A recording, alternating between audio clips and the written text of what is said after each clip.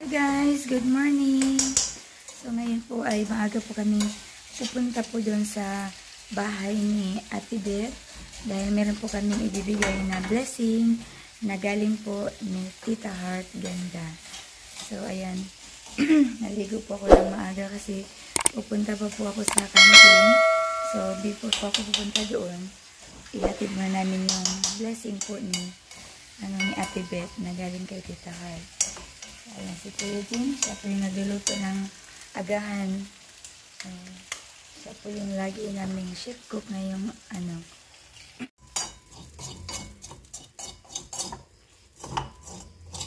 Wow, sarap ng niluto ni Kuya.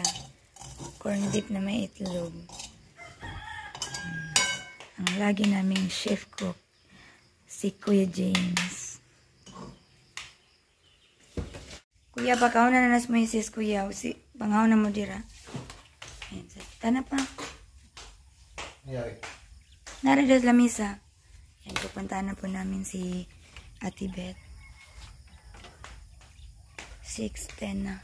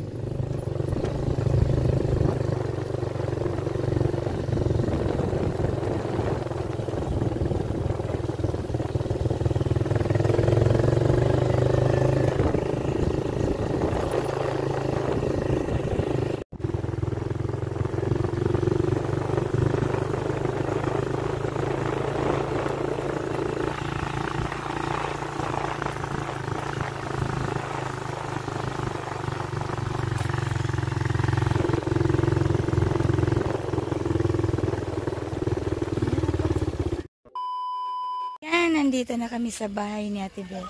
Oy, mamas ko mi be. Uy, mong iro ba? Mama ko. So, nandito na kami sa bahay ni Ate Beth. Oh, daghanag manok ko. Tagay kong manok ninyo. Kumusta naman mo, te? Ala kita. Uy, nandito yung balay, oh. Wow, hinahinay lang. Bahay. Hinay-hinay lang.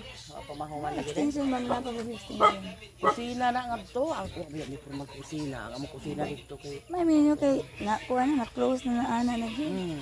Hinay lagi din. Ang daming manok na tibet, oh. Oy, mangayom yan ni Gusa. Pohon. So, ayan, nandito na po kami sa bahay ni Ate at meron po kaming ibibigay na blessing para ni Ate Beth. Nagaling po kay Tita Heart Ganda. So, Merry Christmas. Merry Christmas po, Ate Beth. Kay Ang aga ni Chris. lagi mo duty pa man jud ko. Kayo lagi. Mo duty pa ko sa kantin. Naman tayo ni Brad. Magaling na. Okay naman siya ng konti. Ilang taon. Pero di lagi siya yung totally okay. At least na survive yun. Nahinay ra dyan. Hinay lagi taan kaya panginabuhi. Mayroon So, tayong ayan, pamasko. ito guys. Meron po kami ibigay ni Ate na 10,000 para po sa kanila ni Ate Beth. Ito po ay galing po kay Tita Heart Ganda. So, ito Ate Beth, oh. Merry Christmas din. Salamat po. 1, 2, 3, 4, 5, 6, 7, 8, 9, 10. Ayan. Agan pamasko ni Tita Ang Heart. saya ng Pasko natin ngayon kasi may blessings tayo na natanggap galing kay Tita Heart and Christine. Thank you po, Ate Beth. Salamat. Sa'yo lagi ka, Day. Lagi matubong sa kantin. Asa nga kantindi ay? So, sayang suon ba? Wala hos pa ko. So, hindi na po kami magtatagal, guys, dahil magjo-duty pa po Maraming ako. salamat po, Tita Heart, sa blessings.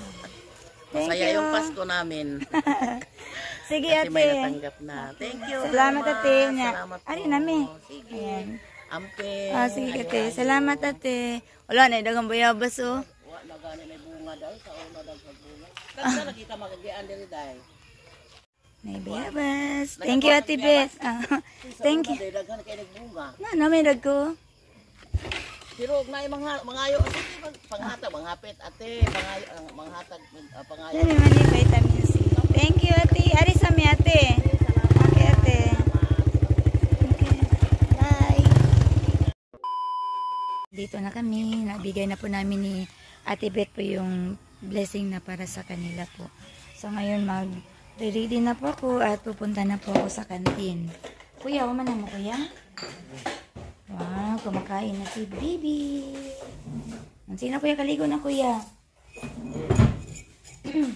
Naniinom ako ng luya kasi yung lalamunan ko na mamaos. Hindi ko alam kung bakit na mamaos. Baka uubuhin ako. Mainit na tubig na may luya. So, ito nga po pala yung mga rice na aming ipamimigay ngayong darating na linggo doon po sa market po ng Ubay sa mga taga-isdaan. Mga tindera po ng isda ang aming pagbibigyan nito. So, golden clover po ang ating rice at magandang klase po talaga ang mga bigas na aming binili. So, ito po ay galing po kay Tita Heart Ganda para po sa mga tindera po sa sa palengke ng Ubay. So, thank you po talaga, Tita Heart. At marami na naman pong mga tao ang mapapasaya niyo po sa palengke po ng Ubay. So ngayon pupunta na po ako sa kantin kung saan po ako nagtatrabaho. At si Dante naman ay maghatid sa mga bata doon sa school. Pare ako pa.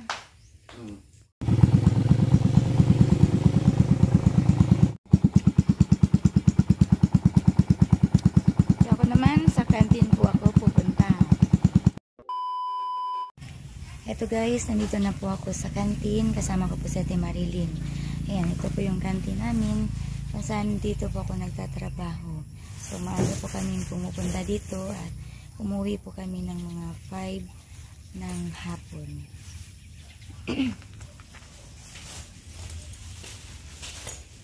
Okay na, nabisati. Kaya nagyari po.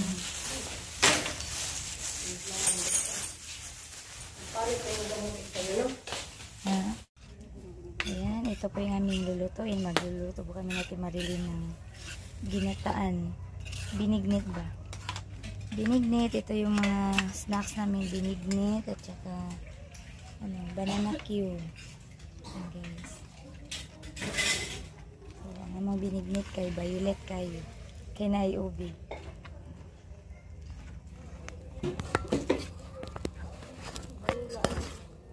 May vanilla ito dito po. Wow, violet talaga yung ginataan namin. Kuha na te? Okay na? Okay na sigana? Kunot pa na. Taon na lang. Snacks po namin dito sa kantin. Mga mumurahin lang po talaga para yung mga bata maka-afford po sa mga sa kanilang baon. Yan, hindi kasi masyadong mayaman estudyante dito. Kaya naghanap kami ng paraan na yung mga bata ay maka-afford po sa kanilang mga snacks at saka yung mga ulam na lulutuin po namin. So yung menu namin mamaya, yung ano sa itong menu ganyan natin? Tortang talong tina? Tortang talong, pritong yung maliliit na bangus. Mag chicken curry sana kami pero parang konti lang yung mga estudyante ngayon. Ganang sana puso nga kuan ba? Gisadong puso. Tsaka sitaw at guso. So yun po yung menu namin mamaya para sa tanghalian. So yung klase po namin dito hanggang Friday lang po. Friday po yung nila, yung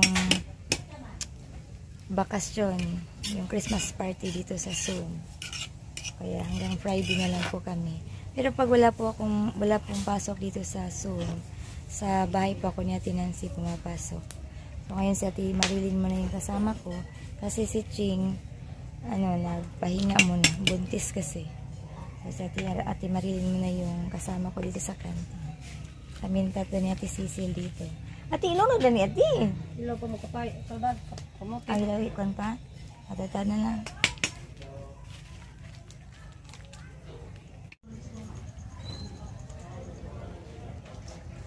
Yan ang aming malagkit. Ginataan. Ito yung aming banana Q. Ito talaga sa kantin guys. Sa pag nagluluto kami ng ulam, tag 10-10 lang po talaga yung serve namin. Minsan nagluluto po kami ng 20 po yung serve pero hindi po madami. Kasi yung mga bata, ang kaya lang nila yung mga mumurahin lang.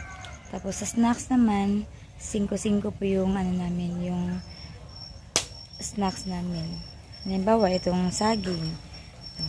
5-5 lang po yan. Tsaka kamote, yung turon. Kami na lang po yung nag-adjust sa mga bata dito. Para maka-afford po sila. Dami po lang mga parents na nag-voluntaryo dito sa school ng Zoom. Ayan o, ang dami talaga. Kasi maglagay sila ng bako dito para yung mga estudyante, hindi na po sila makakalabas. Yung iba kasi lagi nagkakating, siguro ganun. Ayan.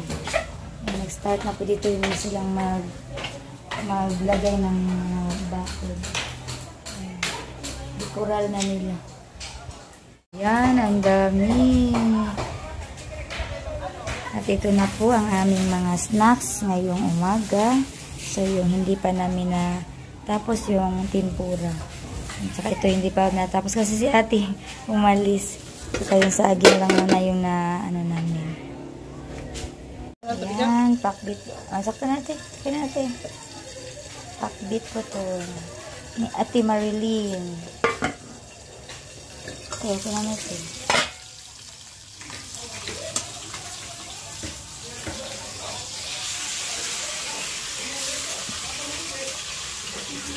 Saka mag-prito din kami ng ng manok. Chicken feet. Lagyan namin ito ng breadcrumb. 2 hours later. Yan, konti na lang po yung aming mga panindang ulam. Yung yung isda na marinate, yan na lang po. Tsaka yung yung longganisa, tsaka yung chicken feet, 2 na lang.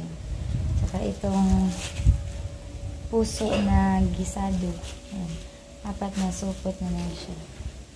Tsaka yung aming snacks.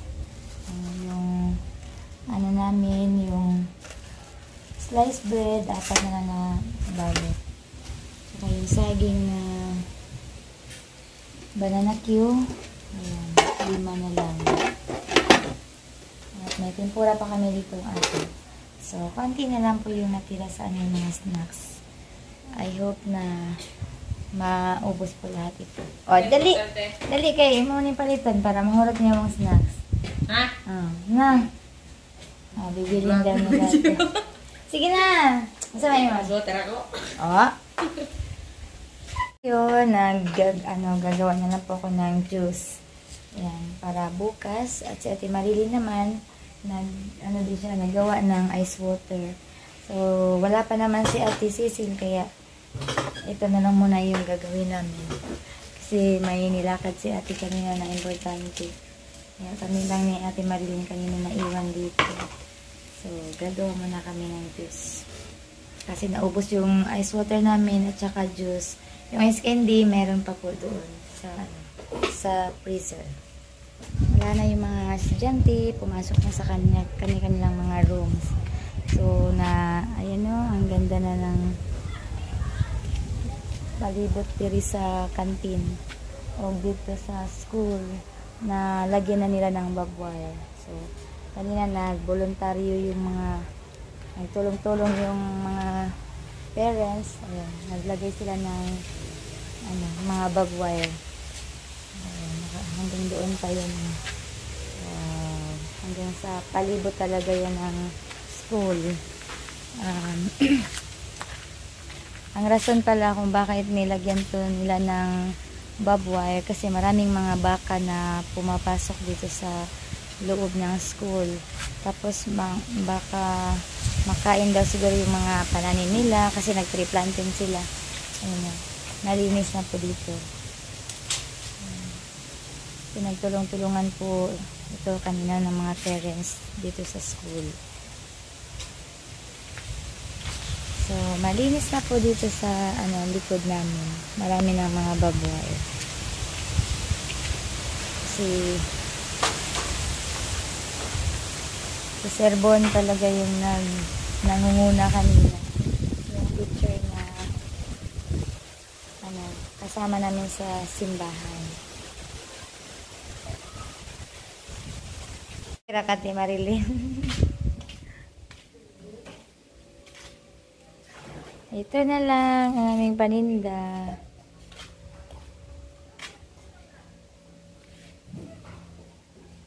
Nita kayo din, no?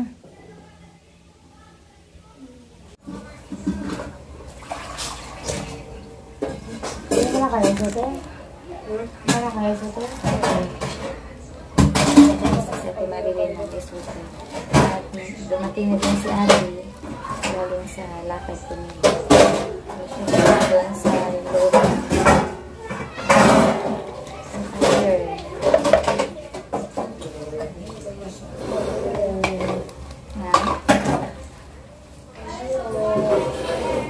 Naglilinis na lang kami pagkatapos namin dito. Naglilinis na lang kami sa mga kaldero, mga paha. Lilinisan namin para ready na rin para bukas. Yan, nandun na sa Cecil. Saan magiganti? Wala nang tao sa school. Kaya uuwi na rin kami. Yan guys, tapos na po kami dito sa kantin at uuwi na po kami dahil 5:30 na po ng hapon.